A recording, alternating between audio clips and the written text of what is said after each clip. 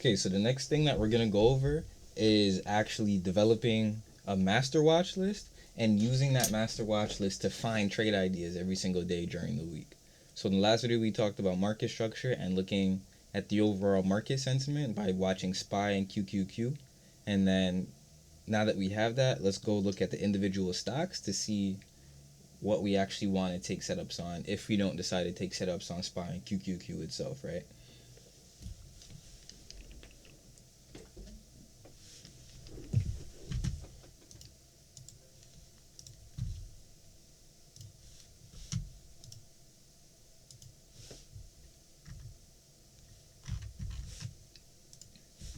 So like I said, always do top-down analysis. That's the number one rule.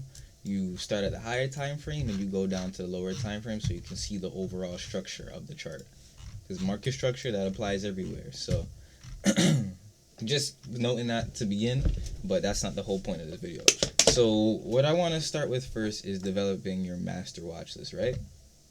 So right now, I have a master watch list of 15 stocks. You can take a screenshot and note this. I'll also type it in the community so you can actually see which ones and follow them. I'm not going to tell you how to add charts, how to add other stocks and how to choose them in this video. This would just be based off of the master watch list, right? So everything that you practice, I want you to do it based off of these watch lists because this is a good basket of stocks that a beginner could start trading. So yeah, just stick with these and get used to those. And after that, I'll have another video describing on how you can actually find other stocks and how you could find other stocks to trade options on. But not in this one. So based off of the master watch list, really all you're doing is you're going to go do analysis on every single stock. So on the weekend, you're going to do analysis on every single one. So, just mark levels, look at, try to identify where buyers and sellers are. So, like, really quickly, like, I see downtrend right there. I'm on the weekly time frame. I see a support right here. We bounced once here, rallied up, respected this trend line, and then we keep respecting it. So it's clearly in a downtrend. But I see we bounced up here, so there's demand here, rallied, and then now we're here again, and so I can mark this as a support, right? I see down here, we had a hammer candle, rally up, high volume, and rallied up, and around here we had other areas of buying, so you can also mark that as a support, right? But now we go down to the daily time frame, and you just rinse and repeat that. You just mark up the charts, and you develop ideas based off of the what you find. So like I always start off by doing just quick markups, just marking off levels and stuff like that we might interact with in the coming week, right? And then I'll actually go in deeper and look at the specific structures and the specific things that I can actually use to build a trade off of. Well, look at this. We're in a bearish market structure, and every single time we're making lower highs and lower lows consistently.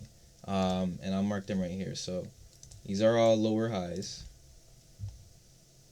and this is a lower high, and this is a lower high, and this is a lower low, lower low, lower low.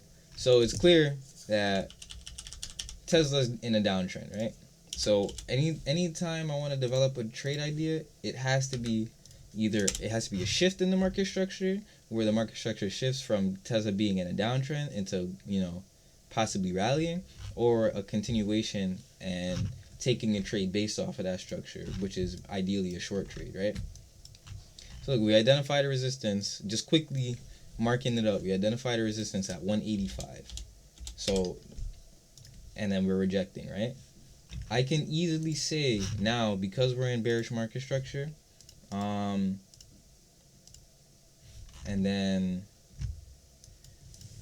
yeah. So I can say, all right, we rejected off of this, and based off of the structure, it's more likely that we're gonna keep heading lower than we're gonna rally up, right? It wouldn't make sense to try to long anywhere in this area on Tesla, where there's no way. The only place it would make sense to go long is probably down here, but even then, based off of the structure, based off of everything we're seeing, Tesla keeps making lower highs and higher lows in the overall structure. So I ideally want to try to find where it's going to be most likely and most probable to head lower again. Right now, I don't see any kind of areas, any kind of evidence where we might actually see buyers and buying activity step in on Tesla, unless there's some news or some kind of catalyst there that will show new participants. So, based off of that, right? This is the daily chart. This is where we ended last week, Friday. Easy trade idea that I can say, all right, I want to trade this based off a continuation of market structure. I'm going to go short below 175. That's my key level right there, because that's the level that I want to trade. And then what am I going to target next? Where is the next area where buyers can potentially step in? Nothing's really clear to me on the 4-minute chart. I know that buyers are definitely going to step in down here at 161.78. But that's way too far. I want to just take a scalp on this trade. I just want to take a day trade. It might take me multiple days to get down to here. So I'm going to go down the time frame again, maybe the 2-hour chart. 175, okay. So the next area where we might see, maybe I can target this gap. So we closed down here and then gapped up, and now we need to fill that gap because price hasn't traded in that area yet. So maybe I can say, all right, 175, we get below that, I can target 172.67. But I don't trade gaps. That's just an idea, right? I might try to target down here at like 168 because there's clear evidence that there's buying here. But I'm just going to keep going down until things become very clear. So now I'm going to go on the 1-hour chart. Look at that. We definitely have buying down here at 168, 169, but we rallied up and then we found a support right here around 172 on a smaller time frame. So what I can either do is I can wait for us to break below 175, and then after we do that, I'll target 172, and then my next level after 172, if we break down below that, would be 168, 169 area, right? And then that's how you develop levels and how you develop ideas on what to take a trade. And then pretty much you're just doing like, if this happens, then I will do this. You're not trying to anticipate. So like, you see how we're above 175 right now? I'm not going to take a short while we're above 175. I'm going to wait for us to break down below 175 to get clear confirmation that we're continuing that market structure,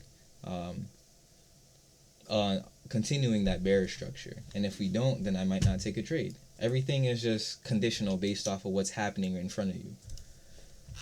So we go down to the 30-minute chart. Again, it's clear buying down here, and there's clear buying. So that's a trade idea right there. Now I can move on to another chart, right?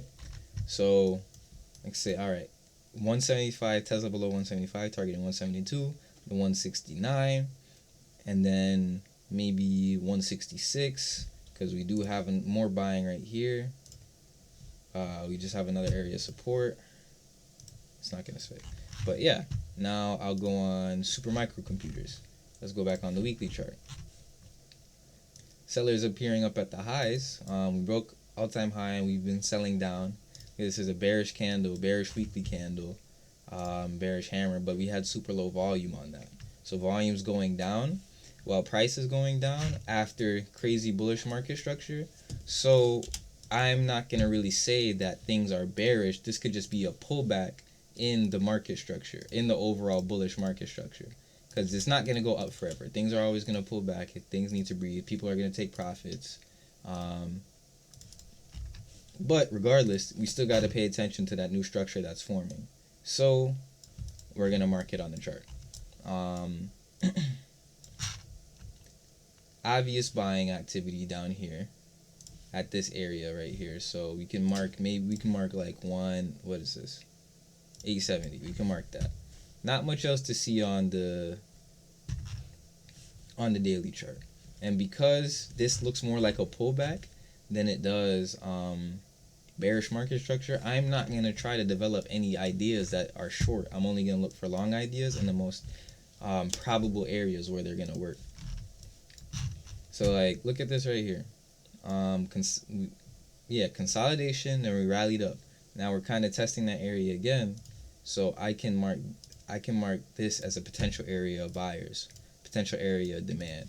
So I'll mark that as demand right there, and that's an area where we could potentially take a trade off of 986. And this is a 4-hour demand formation right here, a rally base and a rally, but haven't taught that yet, so don't worry about that. Clear buying, and we got activity, right? So maybe we might test this again and find buying again and actually rally up higher to test this downtrend resistance. And that's how I would keep in mind all of the different areas and all of the different pieces of information to develop a trade idea with full context that's going to make sense.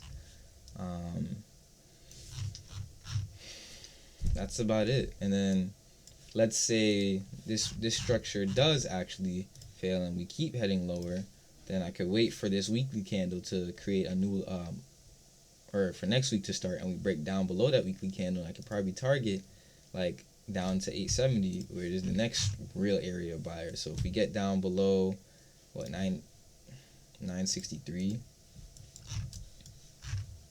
if we get down below this area of buying, I could probably target this low where there is more buying, because nobody's really gonna buy in the middle of this area unless, I don't know, for whatever reason. You never know, right? And that's how I would develop a trade. So I might say on Monday I'm gonna try to go long at 986, and my stop loss is gonna be below 962.56, right? And then I might want to target, so this is my stop loss right here. That's a $27 stop loss. But I might want to target the high, the pivot high where we found before we found selling again, right? So this is the high right here. I might want to target this at 1,034, and that's a $50 move with a $27 stop loss. So it's roughly 2-to-1, right? So this trade idea, if it does work, depending on where my entry is, has a good risk to reward ratio. And say I have another target right here. If we do break above this, and then I could do this next target. If we do reach complete target, that's $90 compared to $30. That's roughly 3-to-1, right? And then that's how you would make trade ideas that actually make sense from a risk management standpoint. And you're just doing that over and over and over on every single chart. So one, like doing that practice, you're getting really good at analysis and really good at understanding market structure and how it's actually gonna benefit you and how you can actually take advantage of it, right? And sometimes you might not see anything that you like, and if you don't see anything that you don't like, you just leave it alone and just wait for price action to develop more. Like this is the daily chart right here. Obviously bullish. We're in an uptrend. Look at that. It just keeps going up. But the last 1, 2, 3, 4, 5, 6 days have been heading down. So is that a pullback in the uptrend? That's what it looks like right now. And look at on weekly chart, right? It just looks like a pullback. We had higher volume, and this volume was lower, and this was a whole week. So what I could do next is say, all right, maybe if you get above that high, I could target all-time highs again, or maybe things are changing, but it's not really clear to me what's happening right now, so I can't really develop a trade idea off of it. But we'll just keep going down in the time frames. Maybe we'll see something that sticks out. And I do see something. This is a little area of demand right here. Price action is holding up, but it's not getting a strong reaction out of it. So, this is a demand formation. And so I'm going to mark that green as buyers. But we can't get above 442. So because we can't get above 442, I'm like, okay, there's sellers up here at 442. But if we do get above it, maybe I can target 424. my bad, 422 to 424. But that's still not a high quality trade for me, because I don't know where I could potentially cut my loss after that as well.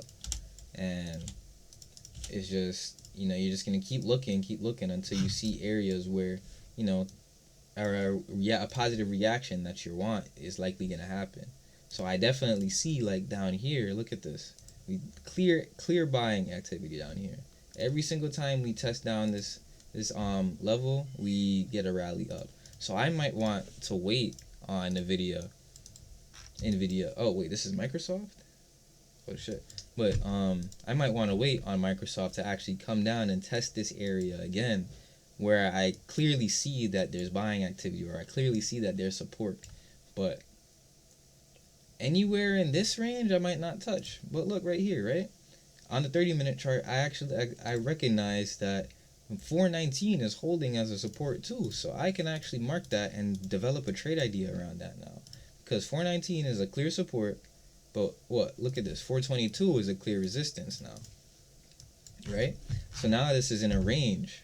And what I can do is I can either wait for a break on the range, wait for a breakout above, and we test above this to go up higher, or I might say, I'm actually going to wait for us to break out or break down below it, and I'm going to target this demand. And then once we get down to this area of buying, I'm going to go long instead. So using the market structure and developing trade ideas, as to take advantage of the price action based off of your analysis. Like, just because this has bullish market structure doesn't mean that you can't take short trades. You just have to take it where it makes sense and where it's more likely to actually work out in your favor. So because we're in this kind of pullback, we don't know how long it's going to pull back, but if it does break down below 419, I can say I want to target this area of buying down here, because that's where it's likely to happen before we start heading back up. Or demand is so strong that we keep holding 419, and I could wait for us to break out above 422, because that's going to be a shift in the structure. Because right now it's in like a little pullback downtrend area, but if we break out below that, break out above that, it's going to be a shift in the structure. Look at that. So then you'd be taking advantage of that too, and that's all it is. And you would just do that for your whole watch list. And again, I suggest just using these charts. Using these stocks that you see right here. And if you don't want to use these stocks and you have other stocks that you watch, just stick to a few. Honestly, stick to like SPY, stick to SPY, stick to QQQ, because that's the overall market. That's what you use to figure out where the market's actually heading. And then just stick to the big names, the easy ones, like Apple, AMD, Amazon, maybe Coin, Meta, Microsoft, Nvidia, and Tesla. Like and just focus on that. Because sometimes, like, different stocks have different kinds of price actions, right? And sometimes you're gonna get familiar with one kind of stock, and it's not gonna be treated the same, or it's not gonna have the same kind of action as another stock, and you're gonna get confused, or it's not gonna move the same, especially when you get used to one kind of thing. So don't jump around too much. Don't try to find like, oh, this is the holy grail. Just be consistent and just do your best to do good analysis, and then learn based off of that analysis. So like, see how I marked up Tesla right here. Even if I don't trade it, I'll come back and I'll see how the chart actually reacted to the levels I put down. Are these levels actually working? Am I seeing reactions based off of these levels? Am I not seeing reactions based off of these levels? What areas of price are we seeing reactions, and what kind of patterns happen at those areas? So then okay, this is how Tesla behaves. This is how Microsoft behaves. So you actually have an advantage when you actually go to trade it. You know what I mean? And that's all you have to do. And you just do that over and over and over. So you get so good at it that it's like muscle memory. And profits just come quick after that. You just got to manage your risk. That's all I got for you.